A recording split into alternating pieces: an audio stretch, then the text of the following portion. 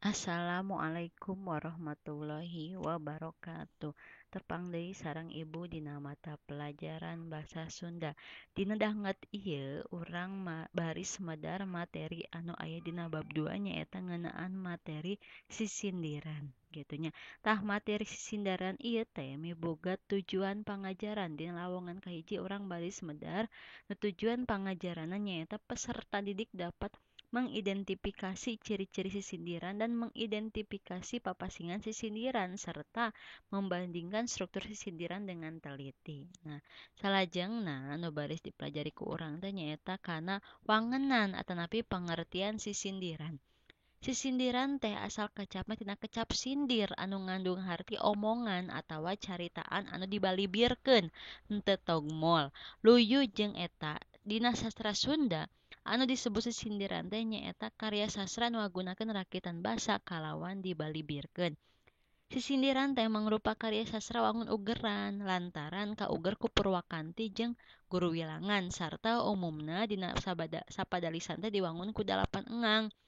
Upama dipatalikeun jeung katerangan kamus di luhur, wangenan sisindiran teh bisa disebutkeun nyaeta karya sastra wangun ugeran atanapi puisi anu eusina dibalibirkeun heula, diwangun ku cangkang jeung eusi sarta leubet ku Purwakanti. Ari anu disebut Purwakanti teh nyaeta padeuketna atanapi sada atawa sora kecap-kecap dina ungkara kalimah. Klausa atawa prasa utamana dina wangun ugeran atanapi puisi. Pernahna boh ngarendeng ngajajar horizontal dina sakalimah sajajar sapadalisan boh ngaruntuy atanapi vertikal antara jajaran antar padalisan gitunya. Tuluy salajengna di dieu aya ciri-ciri sisindiran. Ciri-ciri sisindiran teh mibanda ciri nu kahiji diwangun ku cangkang jeung eusi nya. Nu ieu teh hartosna diwangun ku cangkang jeung eusi kitu nya aya cangkangna ya eusina. Tuluy tiap baris diwangun ku 8 atanapi aya 8. Tuluy 8 engang maksudna ieu teh nya. Tuluy nu katilu dina sapadana aya 4 padalisan. Nah, upama ditilik tina wangun jeung cara ngebrekeunana sisindiran dibagi 3 golongan nyaeta nu kahiji aya rarakitan, nu kadua aya paparikan jeung nu katilu aya wawangsalan. Tuluy rarakitan paparikan jeung wawangsalan ieu teh nya ditilik tina eusina, rarakitan jeung paparikan teh bisa dipasing-basing jadi 3 golongan nyaeta aya rarakitan jeung paparikan nu sifatna silih asih, nu sifatna piwuruk jeung nu sifatna sesebred. Nah, salajengna nya dina sisindiran ieu teh urang baris ngabahas nu kahiji nyaeta rarakitan. Rarakitan teh mangrupa sisindiran diwangun ku cangkang jeung eusi dina sapadana. Disebut rarakitan pedah kecap awal dina padalisan-padalisan cangkang dipake deui dina padalisan eusi nepi ka siga masang ngarakit. Sifat kitu teh dipapandaikeun jeung sifat rakit anu papak dina puhuna. Nah, Purwakanti nu aya dina rarakitan sareta mangrupa ciri anu ngabedakeun jeung paparikan. Nyaeta Purwakanti minduan kawit anu timbul lantaran aya kecap-kecap anu dipindo atanapi dibalikeun dina awal padalisan. Kulantaran Purwakanti minduan kawit teh antara cangkang jeung eusi umumna dina rarakitan mah kaselang heula ku padalisan sejen nepi siga anu pacorok. Nah, ieu contona nya jauh-jauh manggul awi nyiar-nyiar pimerangan jauh-jauh neang abdi nyiar-nyiar pimelangan tah urang tiasa ningalinya nu mindoan kawit teh hartosna ieu tah kecap jauh-jauh nu aya dina padalisan kahiji diulangi deui dina padalisan katilu kitu oge kecap nyiar-nyiar nu aya dina padalisan kadua diulangi dina padalisan kaopat tah itu hartosna nyaeta Purwakanti anu mindoan kawit kitu nya gitu. Salajengna nah, tah tadi teh disebatkeun nya yen dina rarakitan teh aya cangkang jeung aya eusi. Nah, cangkangna nu ieu jauh-jauh manggul awi nyiar-nyiar pimerangan ieu cangkang. Terus aya eusina. Nah, jauh-jauh neang abdi nyiar-nyiar pimelangan. Nah, rarakitan di luhur teh sapadan diwangun ku 4 padalisan. 1, 2, 3, 4. Padalisan kahiji jeung kadua nyaeta cangkangna nu ieu, padalisan katilu jeung kaopat eusina tah nu ieu kitu nya. Kecap nu aya dina awal padalisan cangkangna sarua atanapi murwakanti jeung kecap nu aya dina awal padalisan kahiji eusi. Tah, nu ieu teh sami jeung nu ieu kitu nya. Nyaeta kecap jauh-jauh. Kitu deui kecap nu aya dina padalisan kadua cangkang. Nah, sarua jeung kecap nu aya dina padalisan kadua eusi nyaeta nyiar-nyiar. Nu ieu sareng anu ieu tah. Ieu teh hartosna nyaeta murwakanti mindoan kawit kitu nya. Salian ti eta purwakanti teh aya dina tungtung padalisan deui. Nah, ieu oge murwakanti antara cangkang jeung eusi. Kecap awi nya murwakanti jeung kecap abdi. Nya pimerangeun murwakanti jeung kecap pimelangeun. Nah, iya jadi kedah murwakanti supados endah kadanguna gitu nya.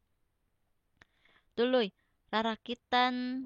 Nah, upama di rarakitan teh upama nilik kana eusina, rarakitan teh bisa dipasing-pasing yaitu tilu golongan nyaeta silih asih, piwuruk jeung lulucon. Rarakitan silih asih nyaeta rarakitan nu eusina patali jeung silih asih, cinta atawa birahi. Contona, mun teu tulus ka paseukna kapancirna oge hade, mun teu tulus ka lanceukna ka adina oge hade. Tah eta. Teu aya rarakitan piwuruk nyaeta rarakitan nu eusina piwuruk, pituah atawa nasehat. Pepeujeuh ari ka Bandung ulah meuli hayam kate, pepeujeuh ari ka Indung ulah nganyarikeun hate. Gitu ya. Teu aya rarakitan sesebred nyaeta rarakitan nu eusina salianti silih asih jeung piwuruk kayaning lulucon, banyol, tambah laku, kritik sosial, pamitan jeung salianti eta. Contona, majar maneh cangkeh koneng kulit peuteuy dina nyiru, majar maneh langkeh koneng kulit beuteung meninambru. Kitu nya eta sifat atanapi tina rarakitan kitu nya. Salajengna Nu salajengna urang baris medar paparikan. Tadi rarakitan ayeuna paparikan. Nah, paparikan teh asalna tina kecap parik atawa parek anu ngandung harti deukeut. Ari anu dimaksud paparikan di dieu nyaeta sisindiran nu ngan padeukeut sorana antara cangkang jeung eusi. Jadi henteu papak atanapi sarua kecap dina puhuna. Benten sareng rarakitan tadinya. Contohna, bobogoh ragrag ti imah, ninggang kana pileuyiteun.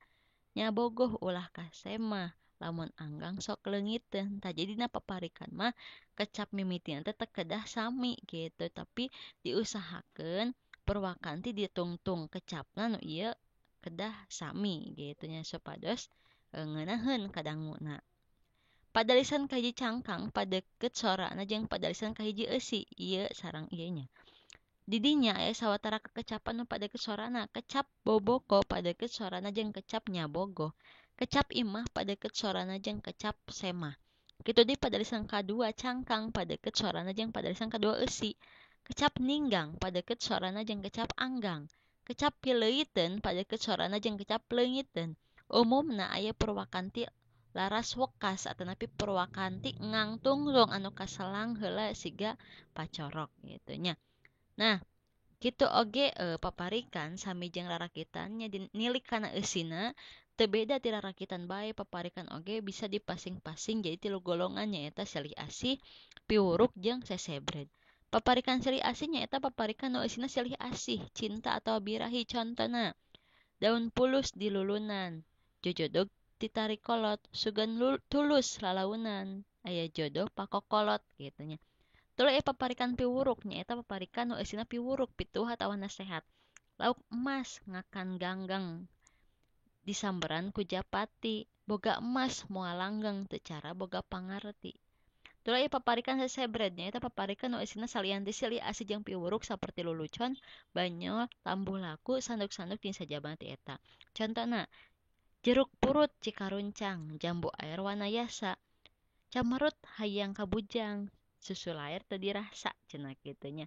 Eta contona. Tuluy aya wawangsalan kitu nya.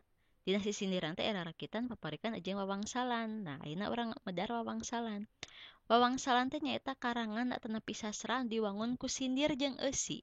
Dina sindir diwangun deui ku cangkang jeung wangsal. Anu dijieun wangsalna teh tara ditetelakeun tapi kudu diteangan heula tina bagian eusi. Anu dijieun wangsal teh sok murwakanti jeung salah sahiji kecap nu aya dina bagian eusi eta. Nah, tangetan gara contona di handap ieu. Teu beunang di hurang sawah, teu beunang di pika meumeut, Tah ieu teh nu padalisan kahiji teh cangkang, padalisan kadua